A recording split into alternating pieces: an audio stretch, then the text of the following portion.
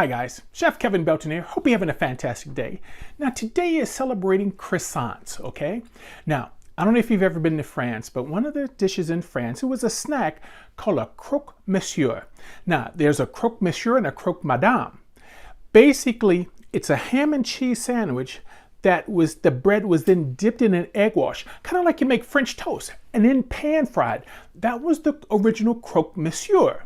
Well, the madame is the same thing, but on top of it would be a poached egg or an over easy egg served on the top.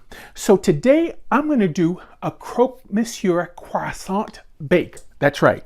So what I have my croissants, and basically I've cut them in half, and I've smeared the bottom with a little Dijon mustard. Okay. Now you can use any kind of mustard you want. Here I'm going to use different cheeses. This is going to be, first off, I'm using is that cheese. That's the Monterey Jack. I'm using a Jack cheese. I drew a total blank, Monty. Look, we're going to get that in. We're going to get in some ham. And you notice this doesn't have to be very pretty when you make this, okay? We're going to get in a couple of pieces of ham here. My pan is buttered, but here's what we're going to do. We're going to put one in our buttered pan, okay? Then I'm using a cheddar here with more ham on the top. This one is going to sit right on top of it, okay? That's going to sit right on top. So we'll get the rest of this made, and once we get them in the pan, we're going to make a bechamel sauce where we'll dissolve more cheese into it to pour it right on the top before we get it in the oven. So let's get the rest of these made. Now gang, just like most Louisiana cooking, we're making a roux. So here, I'm starting with about 4 tablespoons of butter. And to this, I'm going to add about 6 tablespoons of flour.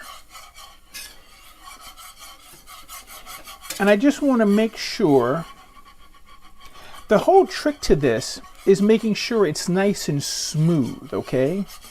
So I have 3 cups of milk. And what you need to do is to put the milk in slowly so they can slowly smooth itself up. Now, just here, this is just long enough to get a little heat on this flour. You know, it gives you a little bit of like a baking smell. You know, like flour cooking. That's all we want. I'll get in a little pinch of salt, and I'm using a flake sea salt. So now, I'm going to slowly start getting our milk in. I'll turn our fire down to medium and just slowly let this smooth out. And I'll keep adding my milk so everything is nice and smooth.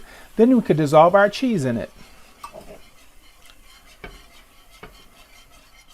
Tell you what, guys, I am using Gruyère. I have a cup of shredded Gruyère, and look how smooth this is. See, it only takes a few minutes, but to get it nice and smooth. And now I want to get this Gruyère just dissolved right on in.